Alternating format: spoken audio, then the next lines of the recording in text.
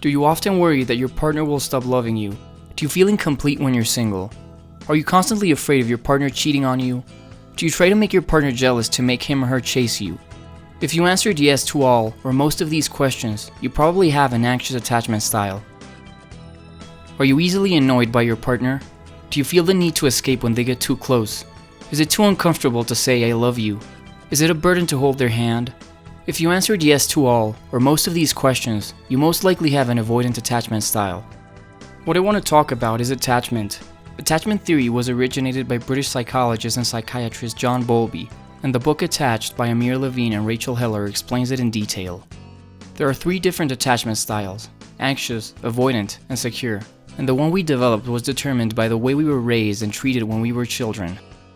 People have always relied and depended on one another. This was even more important during the prehistoric era, when humans lived in tribes and relied on each other for food, shelter, and protection. People who had no one to rely on were more likely to die. For this reason, evolution programmed our brains to love and depend on other people. This becomes clear when a young child is separated from his mother. The child will become desperate and cry until he reestablishes contact with her. This type of behavior is called protest behavior, a common characteristic of people with anxious attachment styles. It's important to understand that during the prehistoric era, feelings of attachment weren't always favorable.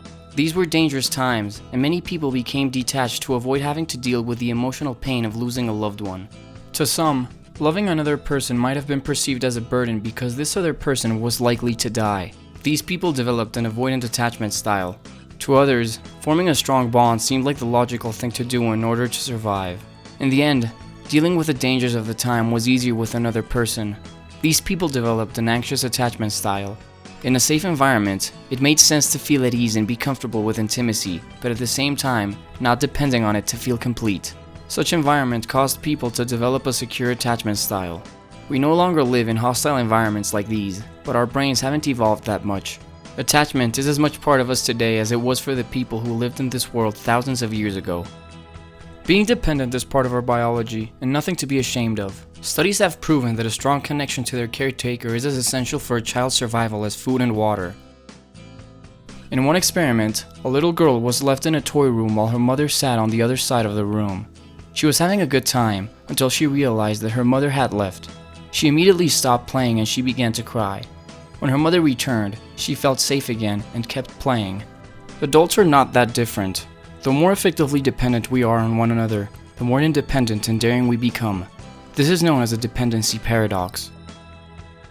In another experiment, 3 different groups of women were told they were going to be given gentle electric shocks while their brains were scanned in 3 different situations.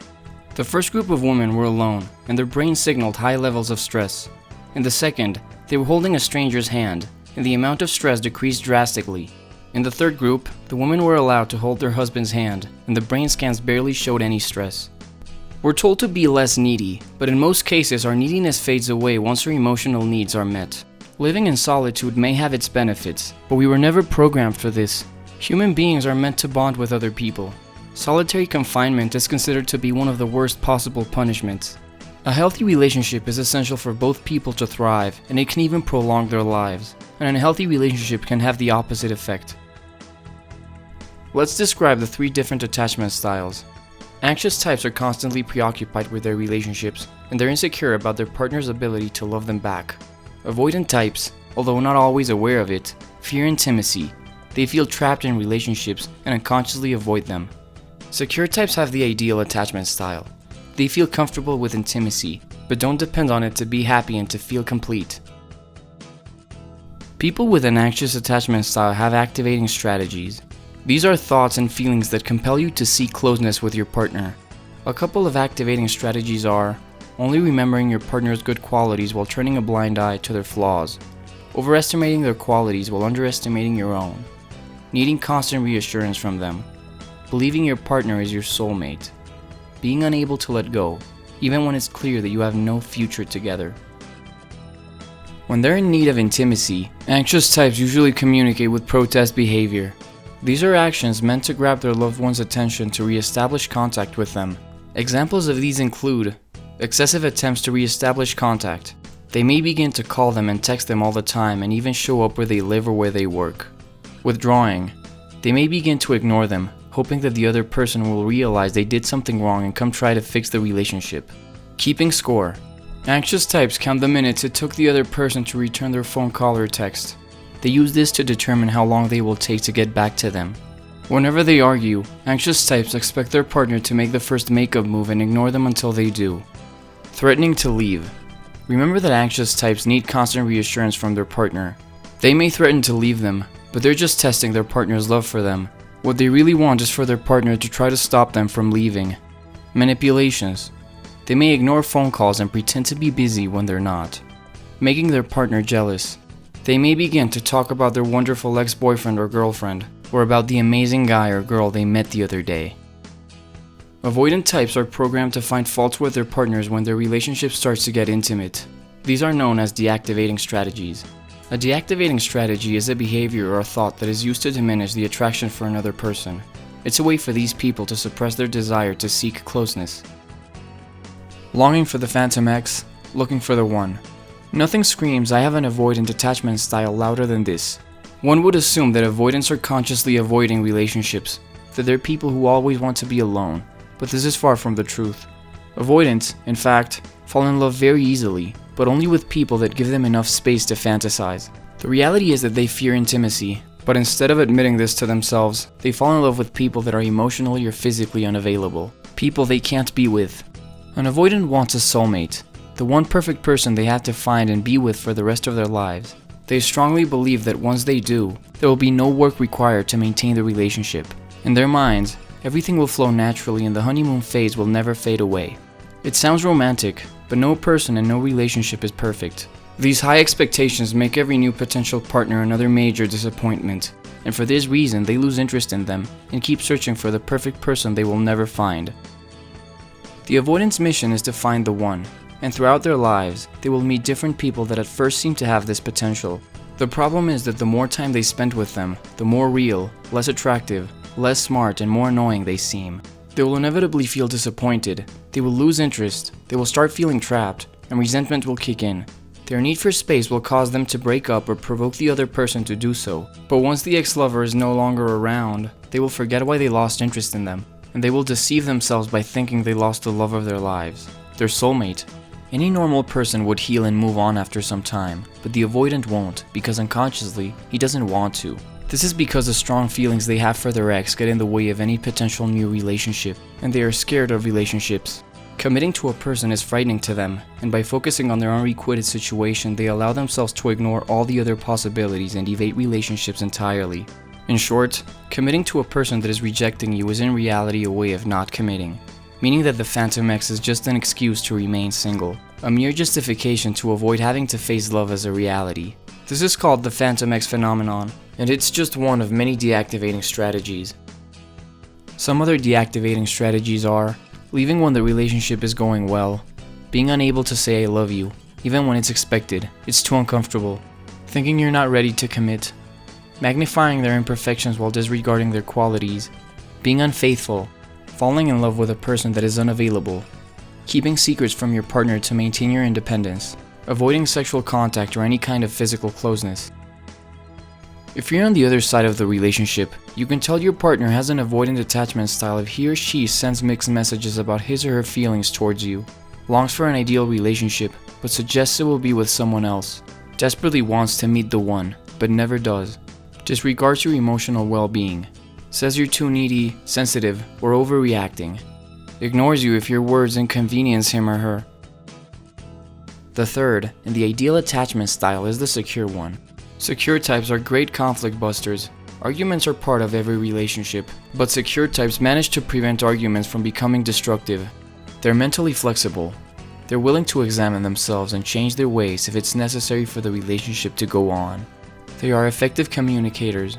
They tell their partners how they're feeling instead of expecting them to figure everything out for themselves. They do not play games.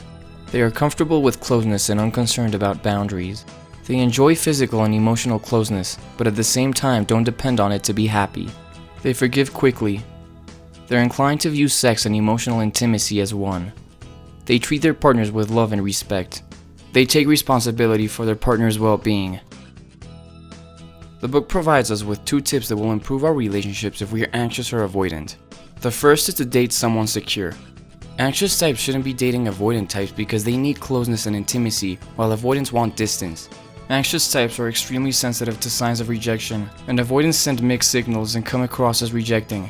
Anxious types want to know where the relationship is heading. Avoidants like to keep things foggy. Secure types are the ideal partners, but the problem is that a strong attraction exists between anxious types and avoidants. Avoidants think of themselves as independent, while the anxious think of themselves as dependent. Each reinforces the other's beliefs, and for this reason, they unconsciously look for each other. Anxious types are usually needy and insecure. This only raises the avoidant's self-esteem by making them feel even more independent and powerful. Avoidants feel self-reliant and powerful only to the extent that their partner feels needy and incapable. Avoidant types can't feel strong and independent if their partners feel the exact same way. Consequently, they never date other avoidants. Anxious types usually end up dating avoidants for the following reasons. Secure types are usually already taken and stay with their partners for long periods of time, leaving more avoidants available. Avoidants do not date each other. The avoidants' need for space pushes them to end relationships more quickly, leaving them single and searching for a different partner for longer periods of time. Avoidant types unconsciously look for anxious partners because they make them feel superior. The second tip to improve your relationships is to communicate your needs effectively. You can't have a successful relationship if you expect your partner to read your mind, regardless of your attachment style. An anxious person may believe protest behavior says it all. An avoidant may disappear for a while, thinking it is obvious that he or she needs space. This isn't the case. Don't ever expect the other person to know what you're thinking and feeling. It's okay to be in need of intimacy, and it's okay to need space every now and then. Accept it, and let your partner know without blaming them.